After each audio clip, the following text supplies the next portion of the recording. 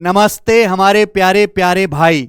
Maths concept king YouTube channel पर आपका फिर से मैथ्स की कंसेप्चुअल दुनिया में स्वागत है मेरे भाई। और आज हम एडवांस मैथ के अंदर ज्योमेट्री का और ज्योमेट्री के अंदर चतुर्भुज का एक ऐसा शानदार कंसेप्ट आपको सिखाएंगे जो हर बच्चे को आना ही चाहिए।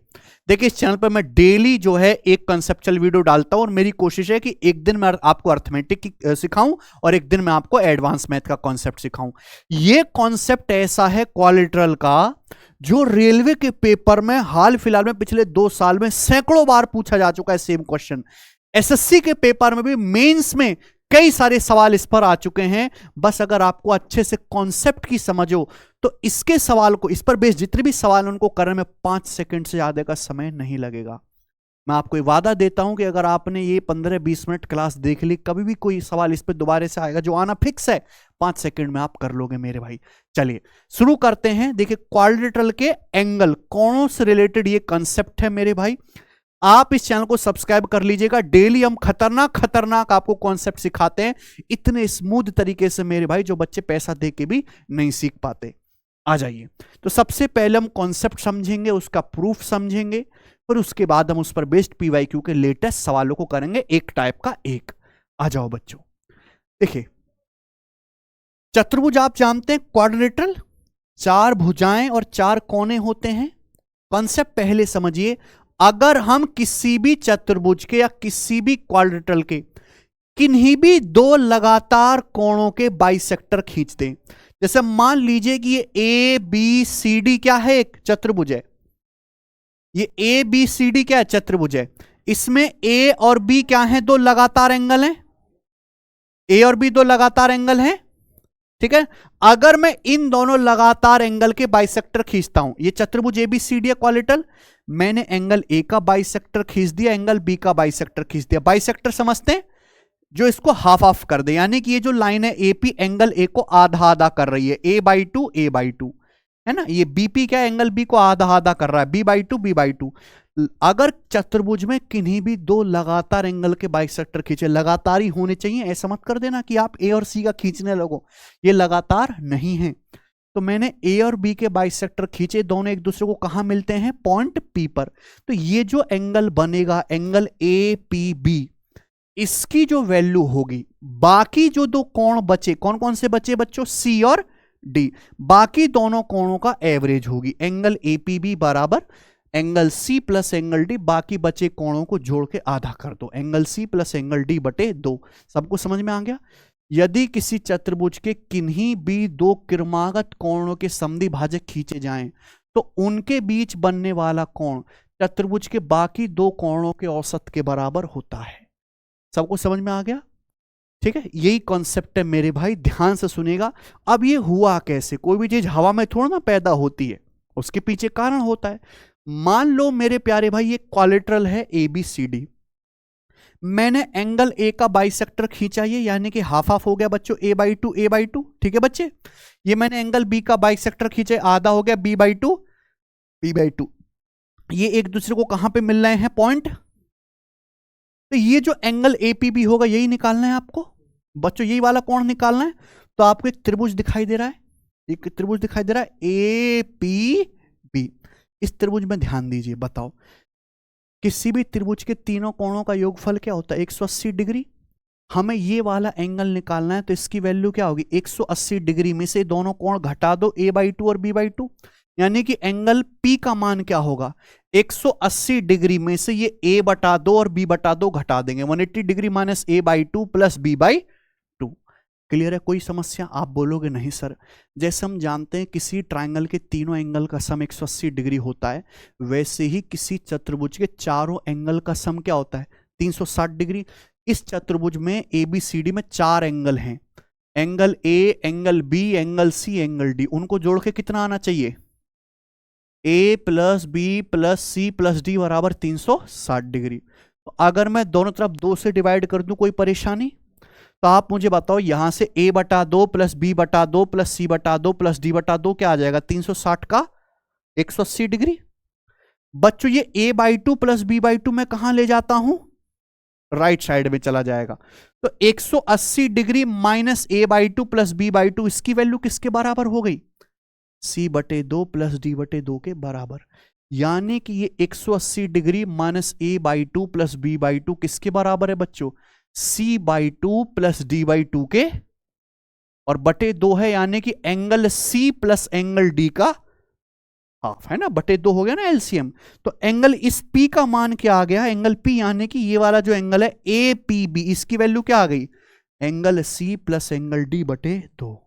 यही तो मैंने आपको कॉन्सेप्ट समझाया कि अगर किसी क्वाड्रिलेटरल में किन्हीं भी दो कॉन्जिक्यूटिव एंगल के बाइसेक्टर खींचते हैं तो जो नया एंगल फॉर्म होता है इसकी वैल्यू जो होगी बाकी जो चतुर्भुज के बचे कोण हैं C और D उनका एवरेज होगी।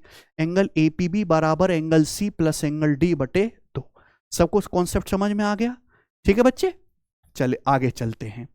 अब यहां एक और कॉन्सेप्ट है जिसपे एक ही बार आज तक सवाल आया है, पर मैं देखो यहां मैं आपको पूरा कॉन्सेप्ट समझाऊंगा, केवल इंपॉर्टेंट बात बता के नहीं छोड़ूंगा।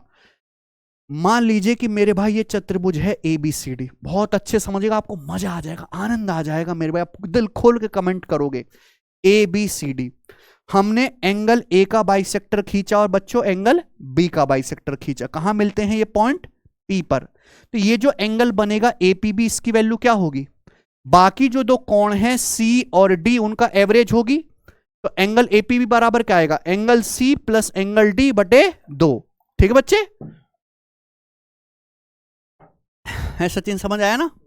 हमने A और B का बाइसेक्टर खींचा, तो ये जो एंगल A और B दो लगातार एंगल है, ये जो एंगल बनेगा इसकी वैल्यू क्या बनेगी फिर? बाकी दोनों का एवरेज C प्लस D बटे 2। बिल्कुल इसी तरीके से अगर मैं एंगल C और एंगल D, ये भी तो लगातार एंगल है, C और D चतुर्भुज के दो लगातार एंगल हैं, अगर मैं इन दोनों का बाइसेक्टर खींचता हूं तो इनके बाइसेक्टर खींचने से क्या एंगल बनता है? ये वाला एंगल बनेगा CQD। तो इसकी वैल्यू क्या होगी फिर? C और D का बाइसेक्टर खींचा, इनके दोनों के बाइसेक्टर खींचने से ये कोण बनना है, इसकी वैल्यू क्या होगी?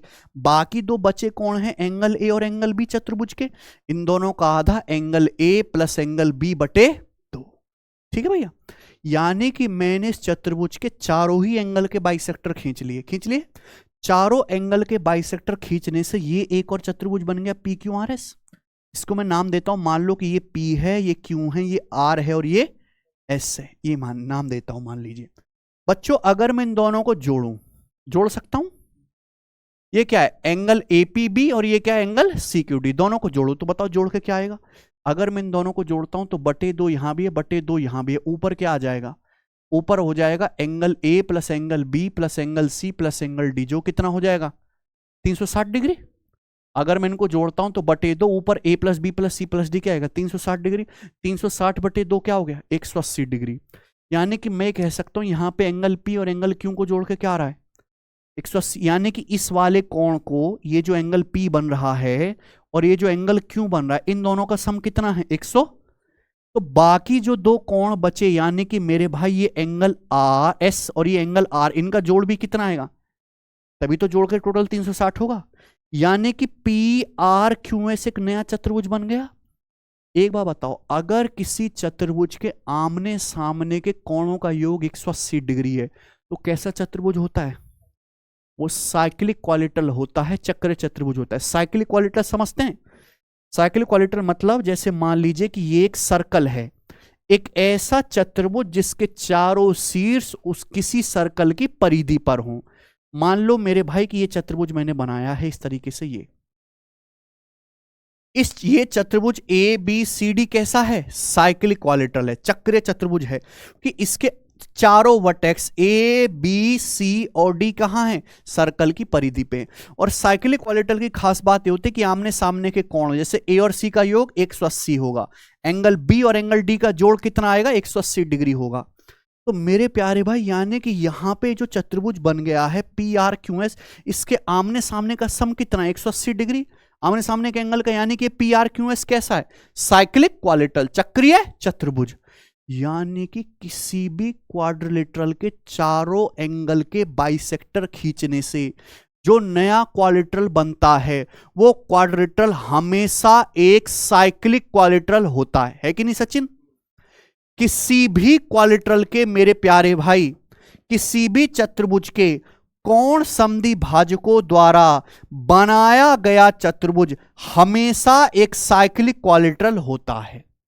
जैसे ये ए बी सी डी क्या एक चतुर्भुज है, मुठा का कोई भी चतुर्भुज बना लो, इसके चारों कोणों के बाइसेक्टर खींचे हमने ए बी सी डी के, है ना, तो एक नया चतुर्भुज बन गया पी आर क्यू एस। इसमें आमने सामने के एंगल को जोड़ के क्या आ रहा है 180 डिग्री, यानी कि ये पी आर क्यू एस क्या बन गया एक साइक्लिक क्वाड्रिलेटरल। तो किसी भी चतुर्भुज के अगर हम चारों कोणों के बाइसेक्टर खींचेंगे तो नया जो छोटा सा चतुर्भुज बनेगा वो हमेशा, है ना, गारंटी के साथ साइक्लिक क्वाड्रिलेटरल ही होगा। सबको समझ में आ गया? ये दोनों कॉन्सेप्टें आपको पता होने चाहिए। समझ में आ गया? 1% भी आपके मन में डाउट नहीं होगा। जरा सवाल भी तो करके देख लो, फिर तैयारी पक्की। आ जाइए पहला सवाल। ये सवाल 2012 के सीजीएल मेंस में आया था, थ्योरेटिकल सवाल है।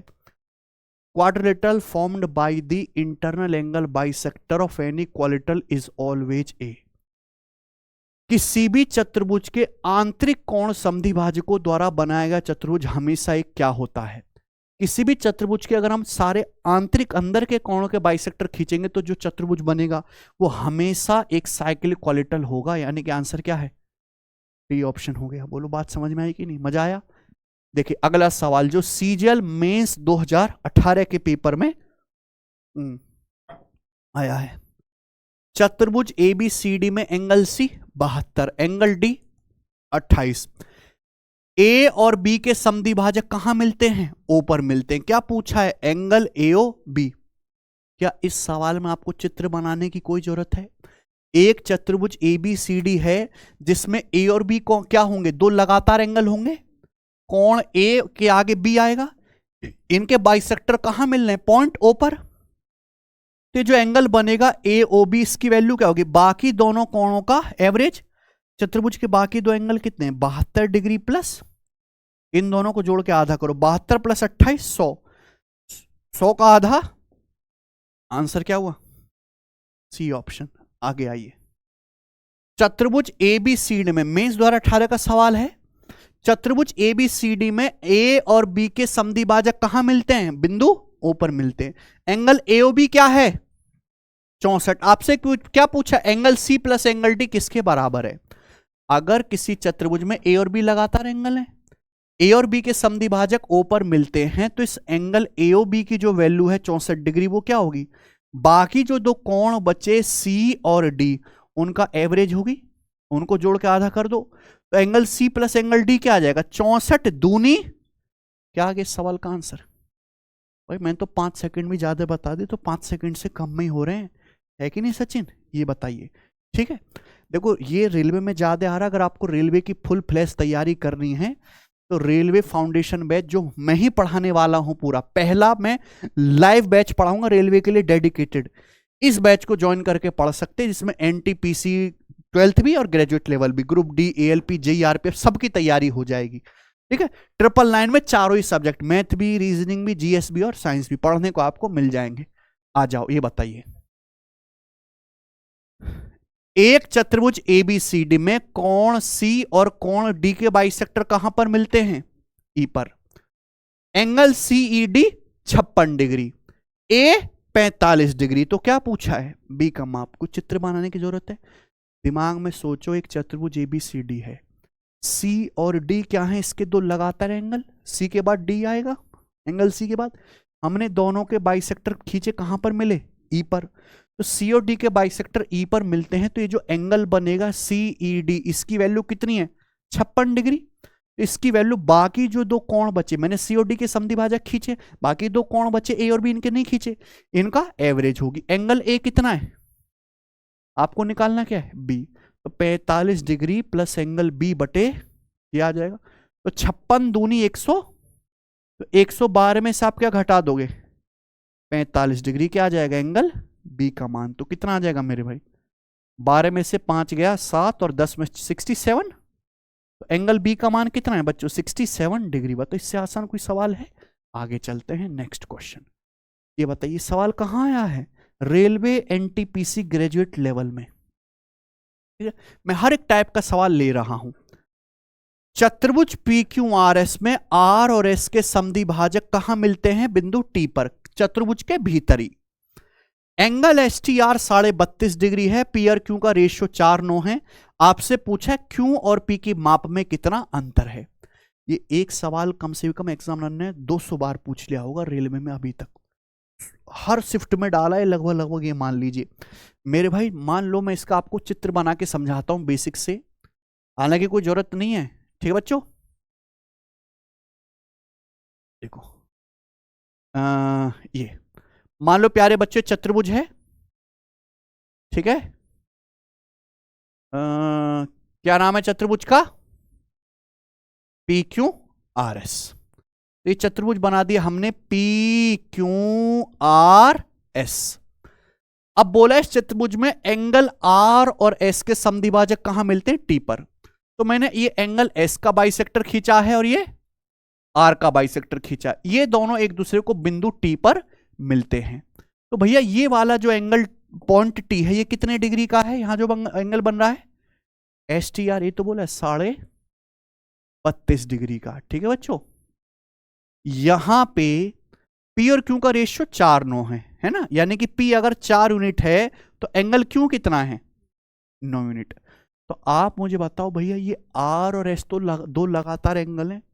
अगर मैं दो लगातार एंगल का बाइसेक्टर खींच रहा हूं, ठीक है भाई, तो ये जो एंगल बन रहा है इसकी वैल्यू जो होगी वो बाकी दोनों कोणों का एवरेज होगी, है भाई। यानी कि मैं ये कह सकता हूं इन दोनों कोणों का जो योग आएगा, पी और क्यू का योग कितना आएगा? 4 + 9 13 यूनिट। ये क्या आएगा मेरे भाई? इस एंगल का दुगुना। बोलो 32.5 डिग्री का दुगुना कितना आ जाएगा? 65 डिग्री। बोलो यहां पे P + Q/2 कितना आ जाएगा भैया? एवरेज 32.5 डिग्री के बराबर। तो एंगल P + एंगल Q क्या आएगा? 32.5 का दुगुना 65 डिग्री।